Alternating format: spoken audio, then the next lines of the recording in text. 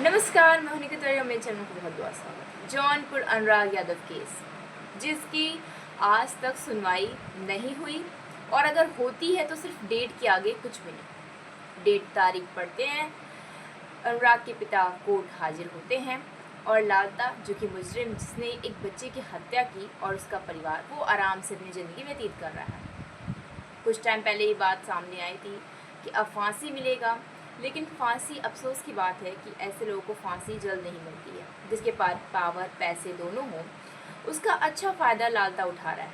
लालता के पास जो फर्जी डिग्री लेकर के उसने जो जॉब की और साथ ही उसने उस जॉब को जब रिटायरमेंट होने वाला था उसने गलत डेट ऑफ बर्थ जो भी लगाया हेरी फेरी की और फिर उसने उस जॉब को आगे बढ़ा दिया। साथ ही उसका बेटा जो राजेश, क्या नाम था उसके बेटे का,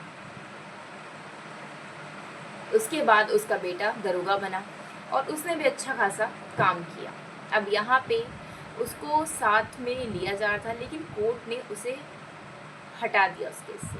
कोर्ट का कहना है कि वो वहाँ पे हाजिर नहीं था और कुछ लोगों का कहना है कि ऐसा कुछ भी नहीं है, वो लगातार कॉल कर रहा था और जितने भी प्लान किए मास्टरमाइंड वो उसका बेटा दरोगा ही था।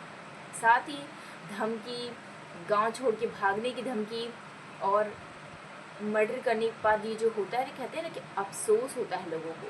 अफसोस की बात है कि ऐसे लोगों को अफसोस नहीं होता।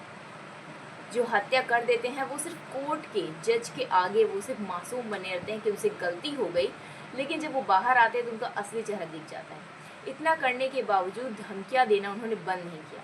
अनुराग के पिता को उन्होंने कहा घर छोड़ दीजिए, नहीं तो आपके साथ और बुरा हो सकता है।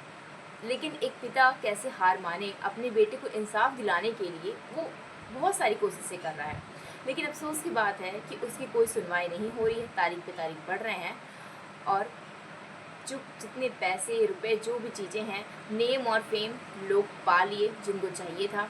जो इस केस में रिलेटेड हैं या जो इस केस में दाखिल होते हैं उनको ऊपर भी कोई ना कोई इल्ज़ाम लगा करके उन्हें भी जेल भेज दिया जाता है। इसमें अभी क्या राय है आप मुझे कमेंट में जरूर बताइएगा और मेरे चैनल को लाइक और सब्सक्राइब करना मत भूलिएगा।